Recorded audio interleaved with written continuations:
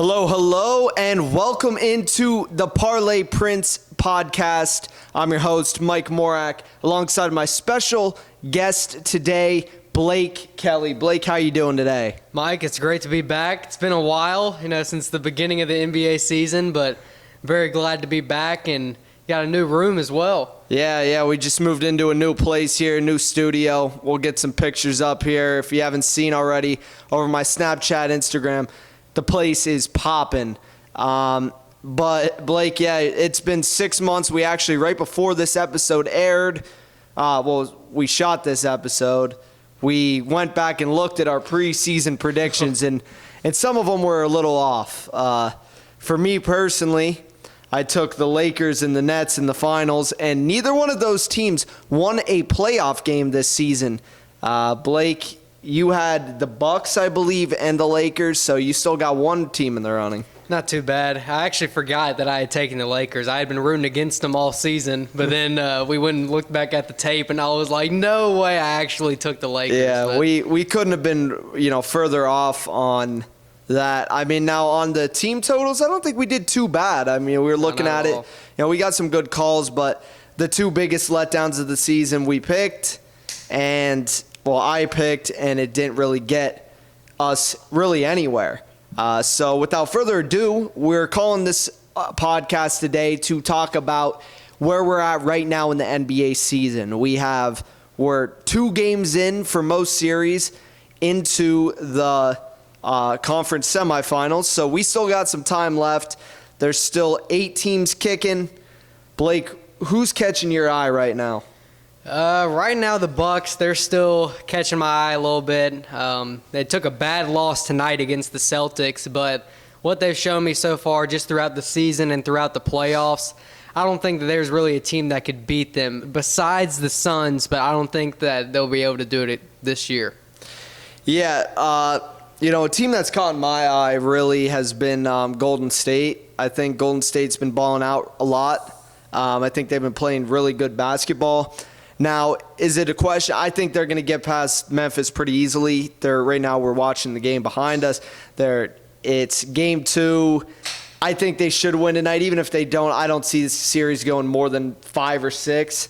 I think Golden State's just a lot better, and Memphis is a team that they're just ahead of the party. You know what I'm saying? Like they're here, they're ahead of schedule.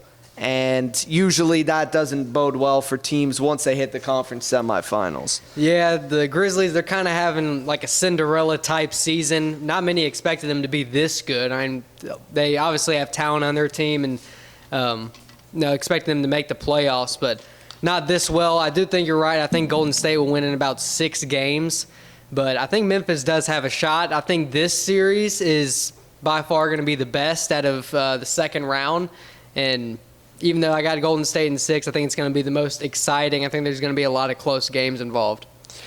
Yeah, I agree with you. They got that Cinderella story. Great season for the Grizzlies. They've been a friend of the Parlay Prince podcast this year, making money.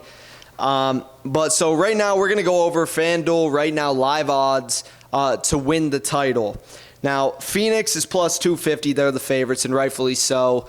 With D-Book back, they still should be the favorite. They got the home court, and not to spoil anything, but I still like them going into, the NBA Finals. I think they're the favorite. Golden State's plus 270. Boston plus 470. Miami plus 470. Milwaukee plus 600.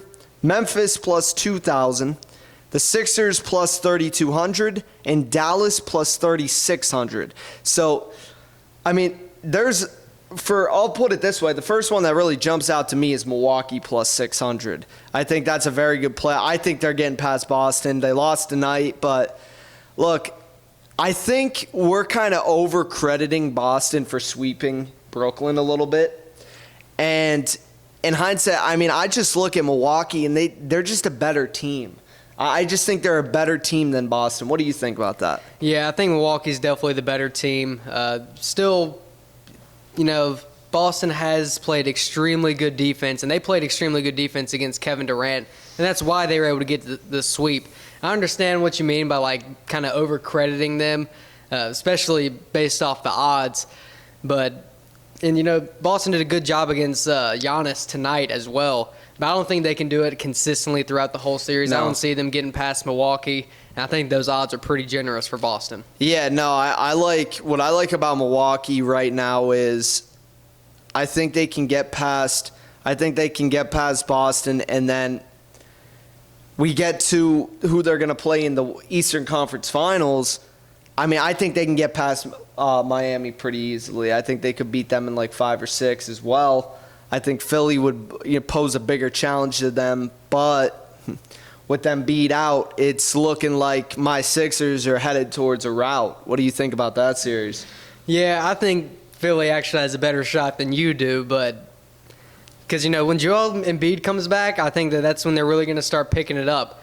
It was a pretty close game up until late in the fourth in that game 1. But besides that, I thought they did pretty well in the first half, and they showed a lot of what they can do without Embiid. Obviously, they weren't able to do it for a full 48 minutes, but if Embiid's able to come back game 3, I think they can really start kicking up the series, and if they can take it to 7, there's no telling who wins game 7. I just don't see it. I think they're going to go down 2-0. I think they're going to lose tomorrow. And when they do that, then look at it. Then you're down 2-0 all of a sudden. You need to win both games at home with Embiid, but you don't know how Embiid's going to be. I mean, he just broke his face, and you're going to rush him back, unfortunate injury, whatever. But James Harden, man, James Harden's really a letdown. He was a letdown in game 1, and you know me, when they got, for some of my viewers out there, you guys know when the Sixers got James Harden, I thought it was scary hours. It was going to be game over. Well, unfortunately, James Harden has not looked like the old James Harden. He's not aggressive enough, and he's just not making his shots. And put it this way, if they want to steal one in Miami, which it looks like is going to be pretty impossible tomorrow, James Harden needs to pick it up, and he needs to step up in a big way. Yeah, I feel like ever since he left Houston, he hasn't been the same player. No, he's still been putting up great numbers. He's still a fantastic player, but he's not, that number one guy that he really needs to be right now for the Sixers with Embiid being out. All right, so your prediction here, you think Sixers, they're going to lose in what? I think they're going to lose in 6, but I still see them having a shot to take it to 7. I think they lose in 5. Me being Mr. Optimistic, our producer Ivan over there saying Miami in 4. That could happen too. But the Sixers, they won't get swept. Knock on wood, though. So now let's talk about in the Western Conference, Dallas getting. Let's talk about last round and what went on. Dallas, sneaky surprise. They didn't have Luka the first 2 games of the series, and they beat Utah. How bad has Utah been? How much have they fallen off since being the number 1 seed last year? Yeah, I mean they're just not a playoff team. And consecutive years they get in the playoffs and they just kind of shut down. Rudy Gobert, he's great during the regular season, but when you get in the playoffs and you got good coaches who can change their schemes, usually they're targeting Gobert and trying to get him out of the game, and they're able to do that successfully. We saw it with the Clippers when Terrence Mann absolutely cooked Rudy Gobert, and then with this series, Jalen Brunson, shocking me at least, and Luka, obviously when he came back, he did what he does. But the Jazz, they just have not impressed at all these past few years. Yeah, and you know what? Honestly, though, yeah, like Rudy Gobert, whatever, this and that. But, I think this one solely falls on Donovan Mitchell a little bit. I think Donovan Mitchell did not come to play in the series as much as he could have. Yeah, he put up some big numbers, but at the same time, I've always been saying this about Donovan Mitchell. He's the type of guy that he's just not efficient enough of a scorer. He's a guy that he can score a lot, but he's got to chuck up a lot. And Quinn Snyder looks like he's on his way out. Rudy Gobert, there's rumors. He denies them, but let's be honest, where there's smoke, there's usually fire. Utah's a mess, and it's probably going to be – they're probably going to get rid of Rudy Gobert this offseason. I think they probably go in a different direction, and they probably Could you even bring in there, though? That's the thing. It's because, like, who wants to go, yeah, you got Donovan Mitchell. They're probably not. If they had to pick between Gobert or Donovan Mitchell, they're probably going with Donovan Mitchell. Yeah, 100%. So I look at it like, who are you going to get in there to help out Donovan Mitchell? Because who wants to sign in Utah?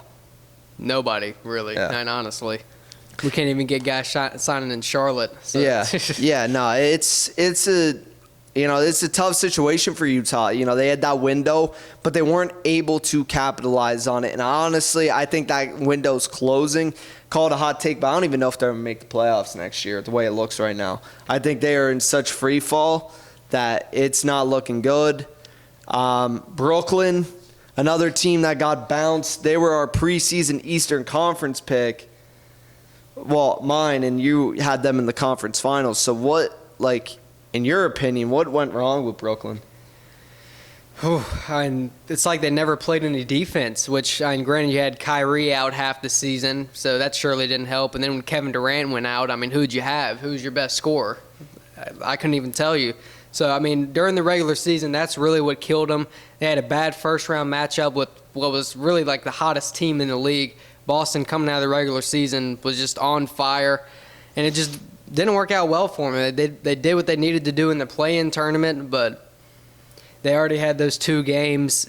Ben Simmons never showed up to play at all when I believe he should have been there during the regular season, and nothing just went well for them all year. Yeah, no, I agree with you. I think that was a poorly constructed roster a little bit, and I think we're getting past the days now where it's like, oh, let's just, assemble as much talent and not really, focus on the role players and, really let them down. Yeah, KD did not play as great as Kyrie. Some games looked good, other games didn't. But the thing is, you look at other teams in the NBA, if, say, your best player only goes for 20, 22 points, they're able to win games because they're offsetted by guys that can ball from the bench. The role players can step up, and Brooklyn doesn't have any of that. And you're seeing that now where in the NBA, I think you're seeing a shift from the star, let's get 3 stars. Now, I think it's going back to get that star, get that second borderline all-star, and then just fill your roster out with a bunch of dudes. I do think the NBA is kind of going back towards that, and I love to see that. I hated just stars stacking up on teams. But another thing with the Nets, Steve Nash isn't no coach of the year either. Steve Trash. Oh, God. When he was a player, Steve Cash, but as a coach, Steve Trash for sure. Yeah, see, the thing is, the way I look at it with Steve Nash is I think it's like, I just don't. I think that always felt like to me that was like a buddy move. Like he got that job because he was buddies with KD and Kyrie. And now, and they're saying they're going to give him another year. It just doesn't make sense. When you got a guy like Mark Jackson out there, that could be somebody that you could think about bringing in to help them. But, yeah, so now let me ask you, who do you think's been the best player in the postseason so far? Oh, that's a tough one. Individually, I think I'd have to say Luka, but his team as a whole is probably the worst roster out of who's left in the playoffs. I'm going to go with Jason Tatum. I really have been impressed with Jason Tatum. He's been, the thing is with Jason Tatum in the past, he sometimes would come up small, and right now I'm not seeing him come up small often. Excuse me. But I will say, Jason Tatum has, he really impressed me in that series against the Nets. And right now, there was talk 6 months ago that him and Jaylen Brown should be broken up. And they were terrible. Yeah, and they just turn it around. Give it credit to Udoka, the head coach. They have really turned this season around. I hate the Celtics, but great for them, really. Yeah, Jason Tatum would have been my next pick, but I not only because he does what he does on offense. Last year he still performed pretty well on offense, but what he's shown on defense this season, especially that second half when they really started to turn it up. And it's been significant improvements. And he's been able to lock down star players, which it's been a good team defensive effort. But he's been assigned on to Kevin Durant and Giannis. And tonight it worked out for him. And then obviously in the Nets series it worked out pretty well. So real quick here, appreciate your time. I want to ask you real quick, what is your prediction if you had to say on the NBA Finals? Who do you think's getting in, and who do you think's going to win it, and how many games? Well, I think Milwaukee is the for sure team in the East. The West, I really see two teams, either Golden State or Phoenix. Memphis could maybe slip their way in. If they beat Golden State, I think they have a shot to make it, just because they have to be having a miracle type performance to be able to do that. But I see a rematch, Phoenix versus Milwaukee, and I see the same outcome, Bucks in 6. Yeah, I'm going to go with – I got the same finals as you. I called this right before the playoffs started. I really liked these two teams meeting up again. But I'm going to go the other way. I think Phoenix is going to get it done this year, and I think they're going to get it done in 7 games. I look at what's going on with Phoenix right now. I've really gained a lot of respect for them in that series without Devin Booker against New Orleans. Chris Paul, he looks hungry. Chris Paul looks like a guy that's on a mission to do one thing, and that's to get one of these, get a ring on his finger. And right now they're plus 250, the favorite, and I really like that. I think whoever comes out of the West is going to win. So either Golden State or Phoenix. I just look at these two teams and I look at the talent compared to what's coming out of the East. And, when I look at what's coming out of the East, the teams are good, but do they match up like the Western Conference teams? Now, look at Phoenix, right? You got your starting 5 you have. Let's just talk about what Phoenix has. They got Jay Crowder. They got Mikal Bridges, Devin Booker, Chris Paul. You're bringing off the bench McGee. Cam Johnson as well. Yeah, Cam Johnson, Payne. These guys, they're hungry. Jay Crowder, I don't know if I just mentioned him, but that's the type of dude. And then when you look at Golden State, the thing is with Golden State, they got that championship pedigree, and that's going to help them get over the top. Put it this way. If I'm Milwaukee, I would rather play Golden State. I would rather play Phoenix because Golden State, Draymond Green is just an X factor in the postseason. And yeah, they got Steph Curry. Yeah, they got Clay, but Draymond Green's the X factor. Yeah. Because he's the guy, because you see so much in the postseason. This is something the Sixers are missing. You need guys in the postseason that are dogs, like a Jay Crowder. Guys that are willing to just get up in somebody's face and just chew them out and play high-intensity basketball. And I think the two teams in the West are going to win. I'm going to actually go ahead, and you guys should follow suit. Take the 2 Western Conference teams, Golden State and Phoenix, take them on a futures to win the championship, because that's where I see it going. I think if Phoenix does play Milwaukee and it's a rematch of last year, I think a lot of it's just going to come down to DeAndre Ayton again and what he can do against Giannis. Because last year he wasn't able to do much of anything. The guards, they did their thing, and I think Booker and Chris Paul are going to step it up a little bit more. But if Ayton's not going to be able to handle Giannis, I don't see Phoenix coming out in that series. Yeah, I forgot Ayton, but actually I didn't forget him because you know how DeAndre Ayton is. I think he's such an overrated basketball player. I like him, but he's nowhere close to Giannis. Could you believe that they drafted him over Luka and Trae Young? That is just pitiful. But it could be worse. I mean, Ayton, he's still a good player. He's a solid starting center, but compared to those two, yeah, you're right. It's a pretty poor pick. And you know what, too? It's almost like nobody even talks about that. They always say, "Oh, well, they took Trae Young over Luka." Listen, now Trae Young had a horrible postseason this year. Real big letdown from last year, but I mean, DeAndre Ayton really compared to Luka and Trae Young, that's poor. They're not on the same level. That's poor. And if you add a Luka or a Trae Young to that team in Phoenix, well, imagine Luka, because they could have had him on Phoenix. Oh my goodness, that would be a team. But I appreciate you coming on, Blake. Anytime. And I guess we're going to see what's going on here. Want to thank Blake Kelley for joining me today. Real quick here, we got the Kentucky Derby coming up this Saturday. We're going to look to go 2 years in a row. If you guys remember, been following this process last year, we hit on Medina Spirit.